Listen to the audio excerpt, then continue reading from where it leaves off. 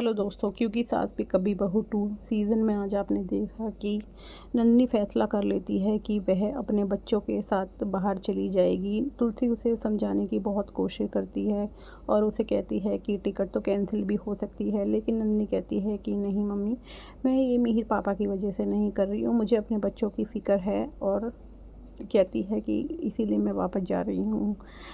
तुलसी कहती है कि हम अपने बच्चों को बहुत ही अच्छी परवरिश देने की कोशिश करते हैं। अब मैंने गौतम को ही देख लो, जब गौतम शुरू में आता है तो घर में आता तो वो कैसे-कैसे बिहेव करता था और कोई भी बात नहीं मानता था, कितनी अक्कड़ करता था। लेकिन बाद में गौतम कितना बदल गया था। और वह यह भी कहती है कि अब अंश को ही देख लो, मैंने अंश को कितना समझाने की कोशिश करी, लेकिन अंश नहीं सुधरा।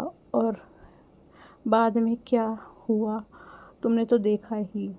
लेकिन नंदिनी कहती है कि मम्मी, आपने जो भी किया अच्छा ही किया, और मैं भी अपने बच्चों को ऐसे ही संस्कार देना चाहती हूँ। इसलिए मैं चाहती हूँ कि मैं वापस बाहर चली जाऊँ और अपने बच्चों पे ध्यान रखूँ, क्योंकि वो मेरे बाद पता नहीं क्या-क्या करते हैं और मैं उसे ऐसी परवरिश देना चाहती हूँ। लेकिन तुलसी कहती है कि तुम तो ये परवरिश उसे यहाँ रह के देना चाहती थी ना, इंडिया में रह के। लेकिन वो कहती है कि नहीं मम्मी, अब मुझे कोई ना कोई फ़ैसला लेना तो है ही, और मैं अब बाहर जाने के लिए रेडी हूँ। नैना अपनी फ्रेंड सूची को कहती है कि वह मिहिर से प्यार करती है और वह अपनी भावनाओं पर काबू नहीं कर पा रही है। सूची उससे कहती है कि मैं वहाँ आती हूँ और बात करते हैं। और वो नैना भी कहती है हाँ ठीक है, तुम यहाँ आ जाओ, हम यहाँ आकर बात करेंगे। तुलसी तुलसी विक्रम और नैना के लंच पे आने की तैयारी कर रही होती है और उनसे दक्षा से डिस्कस करती है कि मिहिर कैसे नैना और विक्रम को एक साथ लाने की कोशिश कर रहा है। और दक्षा भी कहती है कि हाँ, नैना और विक्रम की जोड़ी बहुत अच्छी रहेगी। मुन्नी फ़ोन पे ऋतिक को मैसेज कर रही होती है, लेकिन मुन्नी को साथ में खाना भी बनाना होता है और ऋतिक को पर रिप्लाई नहीं कर पाती है। बाद में दक्षा कहती है कि आजकल की पीढ़ी कैसी हो गई है, सारा दिन फ़ोन पे बिज़ी रहती है। लेकिन तुलसी कहती है कि दक्षा, तुम भी तो सबसे ज़्यादा बिज़ी रहती हो।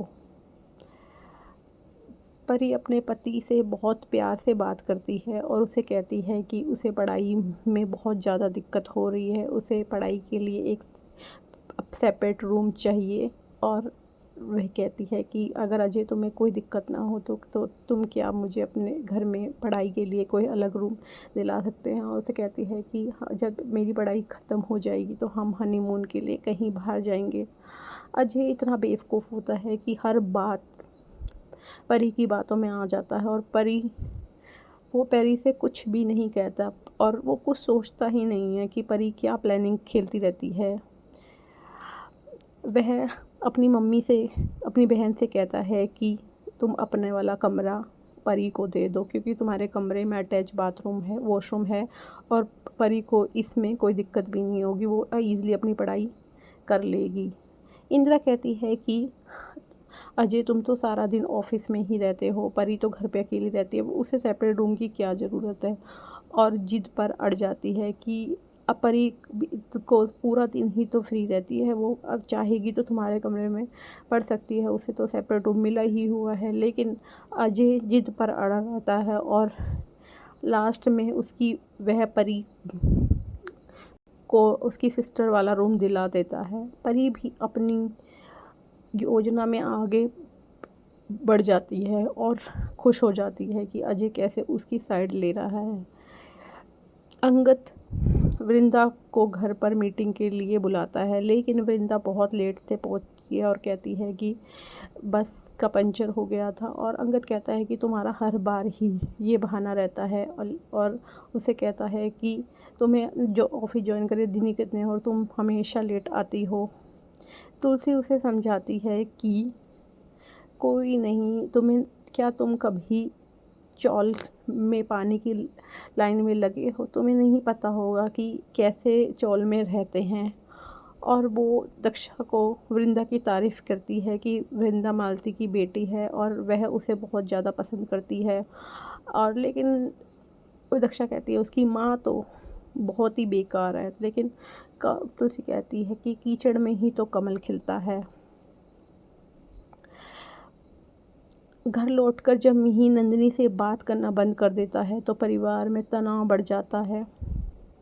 जब नैना और विक्रम डिनर पर आते हैं तो ज़्यादातर परिवार वाले घर जा चुके होते हैं।